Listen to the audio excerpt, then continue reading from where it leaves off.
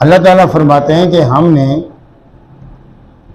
اپنی کتاب کیا وارث ان لوگوں کو بنایا اصطفیناہم جن کو ہم نے چنا، ثم اورثنا الکتاب الذین اصطفینا ہم نے کتاب مجید قرآن مجید آسمانی کتابوں کا وارث ان کو بنایا جن کو ہم نے چنا۔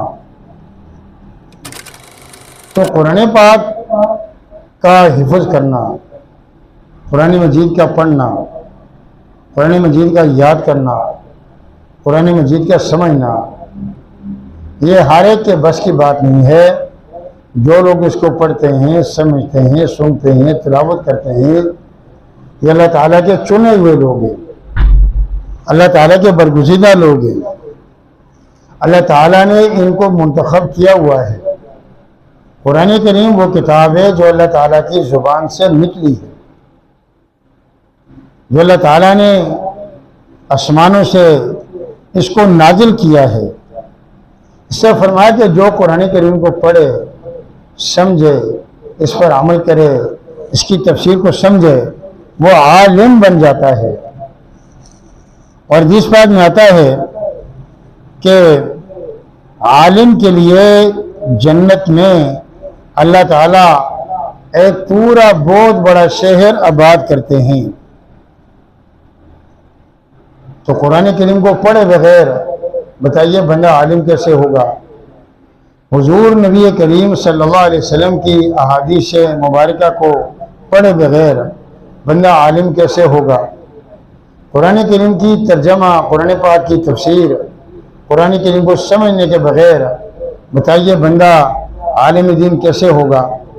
حدیث پاک میں آتا ہے من کان فی طلب العلم کانت الجنت فی طلبہ، جو انسان علم دین کی طلب میں نکل جاتا ہے، علم دین سیکھنے کے لیے گھر سے نکلتا ہے، تو جنت اس کے طلب میں ہوتی ہے، جنت اس کی عاشق ہوتی ہے، جنت اس کی طلبگار ہوتی ہے۔ جو بندہ قرآن کریم کا طلبگار ہو، جس کے دل میں یہ بات بیٹھ جائے کہ میں نے قرآن کریم کو سیکھنا ہے، میں نے قرآن کریم کو پڑھنا ہے، میں نے قرآن پاک کو سینے سے لگانا ہے، میں نے اس کو بوسہ دینا ہے، میں نے اس کا ترجمہ تفسیر کو سمجھنا ہے، نبی علیہ السلام کی حدیث کو سمجھنا ہے، نبی علیہ السلام کے دین سے پیار کرنا ہے، تو ایسا بندہ علم دین کو طلب کرنے کے لیے نکل چکا، روحانی سفر اس کا شروع ہو چکا۔ تو فرمایا کانت الجنت فی طلبہ، جنت اس کو طلب کرے گی۔ اب یہ جو علم دین ہے یہ دیندار کی حفاظت کرتا ہے، علم دین سیکھنے والے کی حفاظت کرتا ہے، اس کو جہنم سے بچائے گا، اس کو گمراہی سے بچائے گا، علم دین اس کو بدعت سے بچائے گا، علم دین اس کو شرک سے بچائے گا، علم دین اس کو رسم و رواج جہالت سے بچائے گا، علم دین اس کو جہنم کے راستے میں چلنے سے بچائے گا، علم دین اس کو شیطان کے پیچھے چلنے سے بچائے گا، بلکہ علم دین اس کو جنت کا راستہ بتائے گا۔ تو علم دین اپنے مالک کی حفاظت کرتا ہے، اور عالم کو ضرورت نہیں کہ وہ بتائے میں عالم دین ہوں، بلکہ علم خود بتائے گا کہ یہ خطرے کا راستہ ہے، یہ نجات کا راستہ ہے۔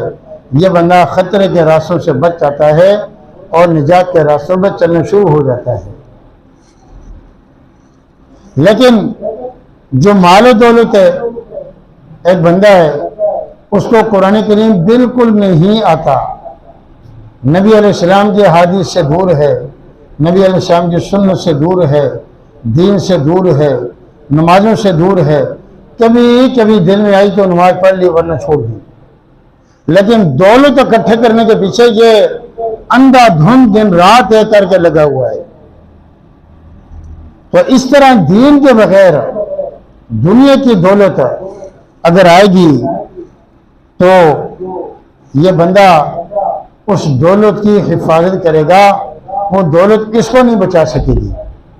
آپ دیکھیں نا، مالدار بندہ کتنے پریشان ہوتا ہے کہ دولت چوری نہ ہو جائے، دولت پر ڈاکہ نہ پڑ جائے، دولت زیادہ خرچ نہ ہو جائے، اس کو گن گن کر سنبھال کر اس کو رکھے گا۔ لیکن دین جو ہے وہ دیندار کی حفاظت کرتی ہے، دنیا دار کی حفاظت نہیں کرتی، بلکہ دنیا دار اپنے دنیا کی حفاظت کرے گی۔ اسی طرح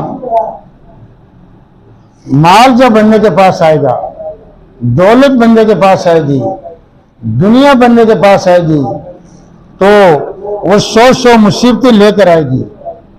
مال آئے گا، سو مصیبتیں لے کر آئے گا۔ اب فرعون کے پاس مال تھا، کتنی بڑی مصیبت اس پر آئی کہ وہ کافر تھا، اور قیامت تک کے لیے کوئی بھی کافر اپنے بچوں کا نام فرعون کے نام پر رکھنے کو تیار نہیں ہے۔ ہمیں کہ اگر یہ دولت اچھی چیز ہوتی تو کم از کم اللہ کے منکر، رسول اللہ صلی اللہ علیہ وسلم کے منکر، دین کے منکر، موسیٰ علیہ السلام کے منکر، وہ تو اپنے بچوں کا نام فرعون رکھتے۔ قارون کتنا بڑا مالدار تھا، کتنی بڑی دولت تھی قارون کے پاس، مسلمان تھا، تورات کا حافظ تھا،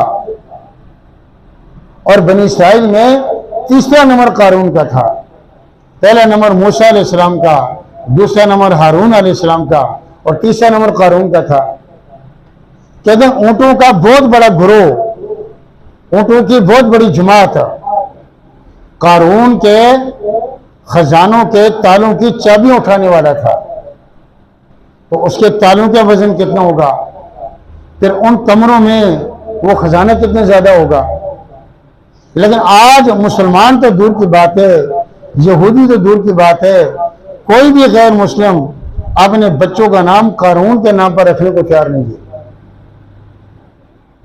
اور بلال رضی اللہ تعالیٰ عنہ کو دیکھیں، پھٹے پرانے کپڑے، سیدھے سادے کپڑے، ناک ان کی چپکی ہوئی، کالا کلوٹا ان کا رنگ، جیسے تار کول پگھلا کر ان کے سر پہ، ان کے منہ پہ ڈال دی گئی ہو، اور غلام پر غلام بکتے بکاتے آ رہے ہیں۔ ان کے والدین کا کوئی پتہ نہیں ہے، غریب تھے، پاؤں پہ پہننے کو جوتے نہیں ہیں، اور بدن پر پہننے کو سلیقے کے کپڑے نہیں ہیں، پھٹے پرانے کپڑے، پیوند والے کپڑے، سر کو ڈھانپنے کے لیے پگڑی جو ہے وہ بھی کئی جگہوں سے پھٹی ہوئی ہے۔ لیکن حضور نبی کریم صلی اللہ علیہ وسلم کا دین قبول کیا، کلمہ پڑھا، نبی علیہ السلام کے سامنے آئے، اللہ پاک نے بلال رضی اللہ تعالیٰ عنہ کو دین تو دیا، دنیا نہیں دی۔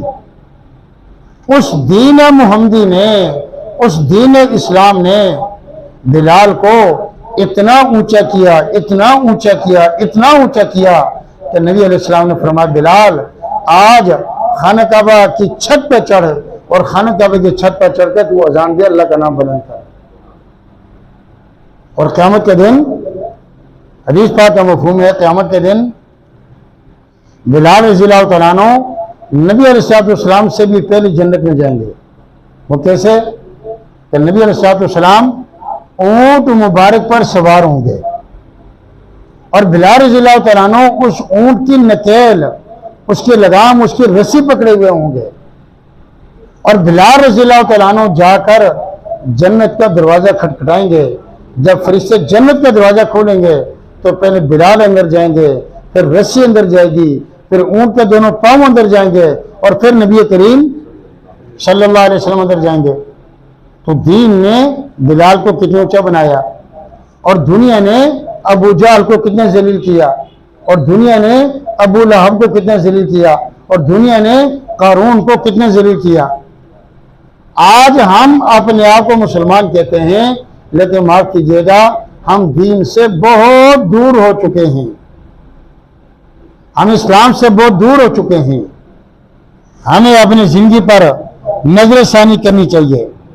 مال آئے گا، سو مصیبتیں آئیں گی، مال آئے گا، دولت آئے گی، سو پریشانی آئیں گی۔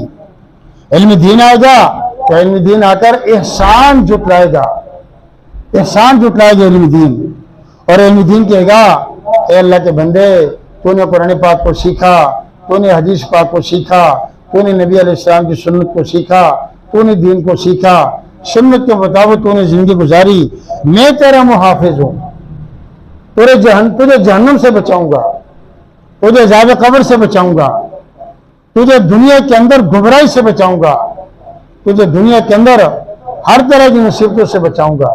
یہ نبی علیہ السلام کے دین کی برکت ہے۔ نجات کا راستہ یہ دین بتاتا ہے۔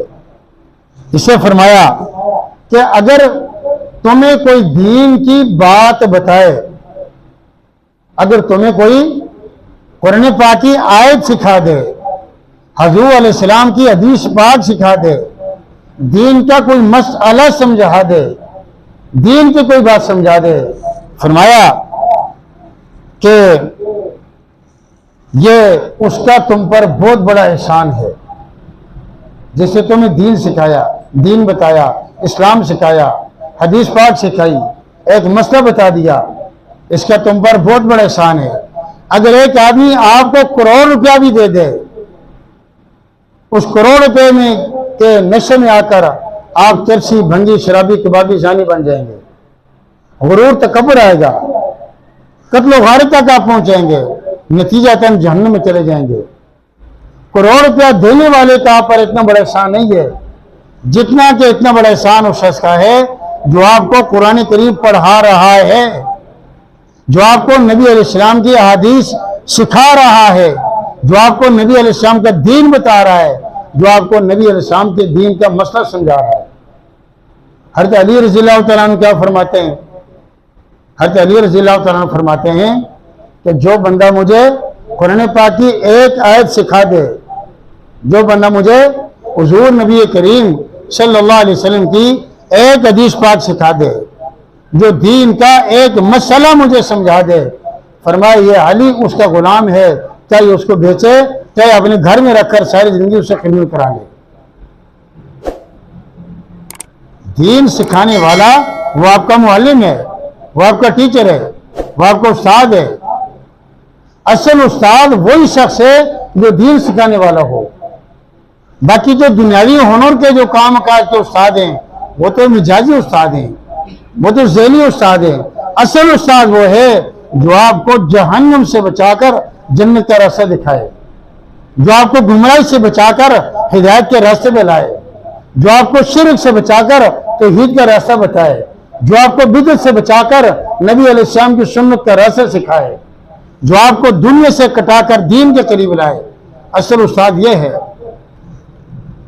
اس لیے کہتے ہیں کہ ماں باپ سے بھی زیادہ بڑا حق بندے پر اس کے معلم کا ہے، اس کے ٹیچر کا ہے، اس کے استاد کا ہے۔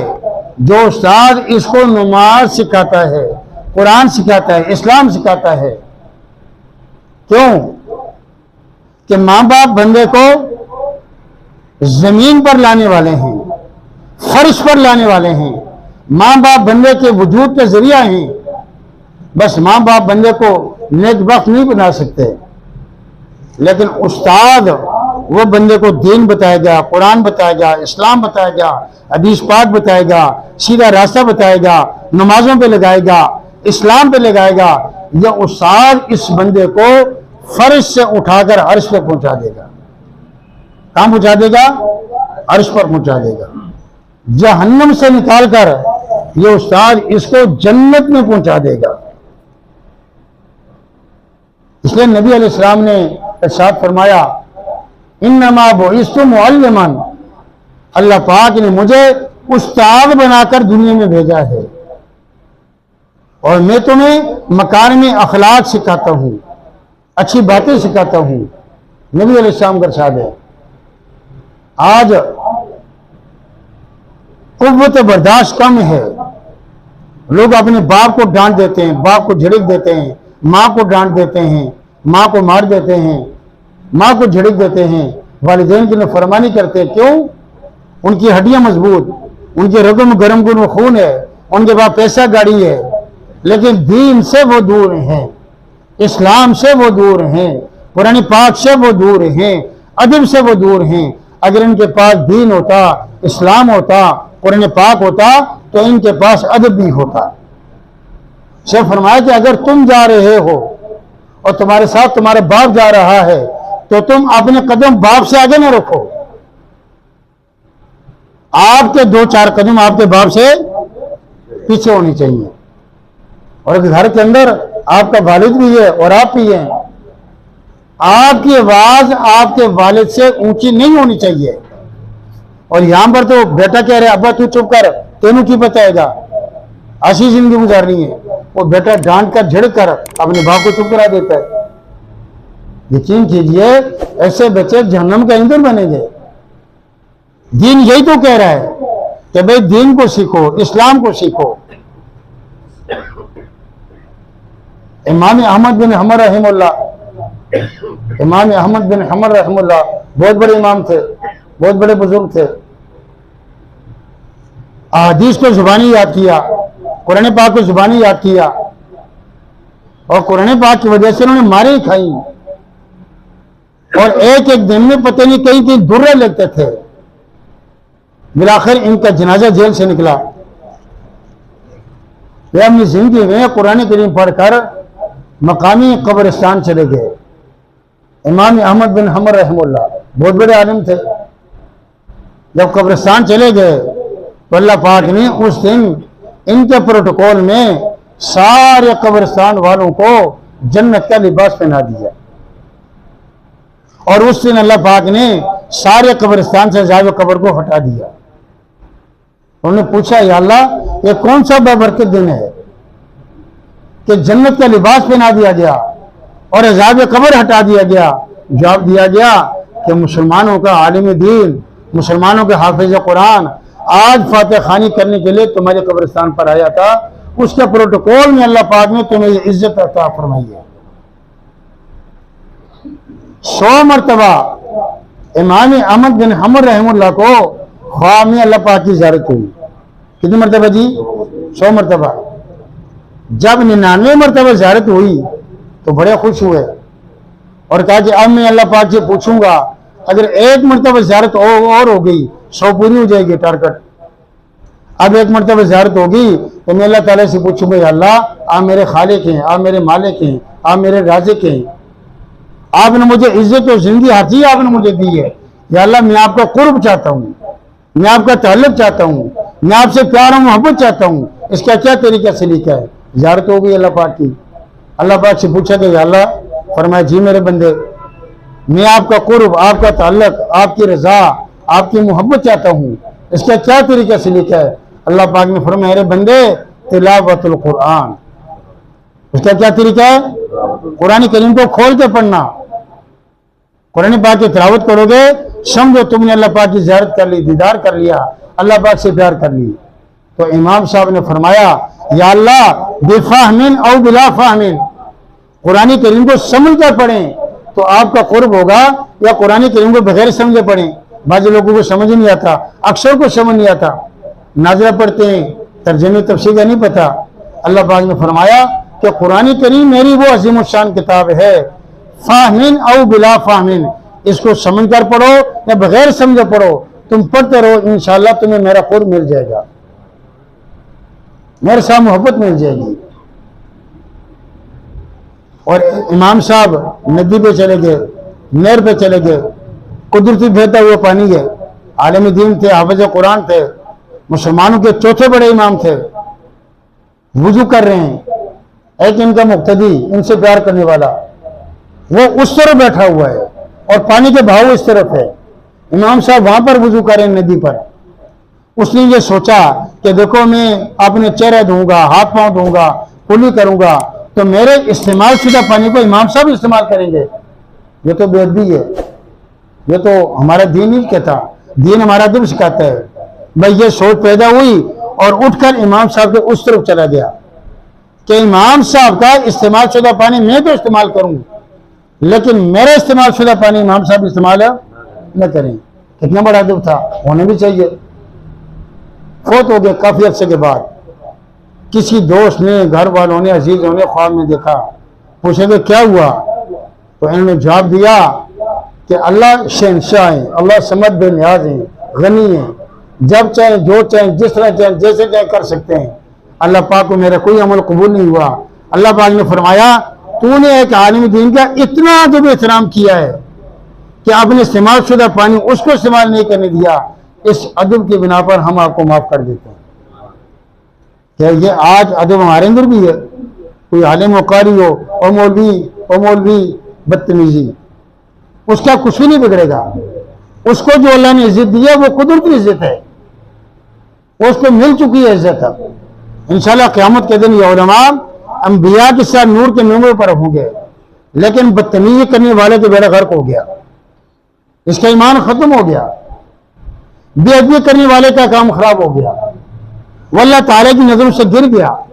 ہم اس بندے کا ادب اس سے کرتے ہیں کہ اس بندے کے سینے میں قرآن پاک کے 30 پارے ہیں، اس بندے کے سینے میں حضور نبی پاک صلی اللہ علیہ وسلم کی حدیث مبارک ہے، یہ بندہ 100 مسلات کے پابند ہے، ہمیں نماز پڑھنے کی توفیق نہیں مل رہی اور یہ نمازیں پڑھا رہا ہے، ہمیں قرآن کریم پڑھنے کی توفیق نہیں مل رہی اور یہ قرآن کریم پڑھا رہا ہے، ہمیں نازہ پڑھنے کا موقع نہیں ملتا اور یہ ترجمہ تفسیر لوگوں کو پڑھا رہا ہے۔ یہ تو نبی علیہ السلام کی وجہ سے ہماری اس سے پیار ہے، اور نبی کریم صلی اللہ علیہ وسلم کتنی اونچی ہستی تھی، کتنی بڑی ہستی تھی کہ یقین کریے مسلمانوں، آج مجھے آپ کو زندگی ملی ہوئی ہے، مجھے آپ کو عزت ملی ہوئی ہے، میں اور آپ مسجد میں بیٹھے ہوئے ہیں، میری آپ کی نمازیں سب کچھ ہے، اور نبی کریم صلی اللہ علیہ وسلم کا صدقہ وسیلہ ہے، نبی علیہ السلام کی وجہ سے ہے۔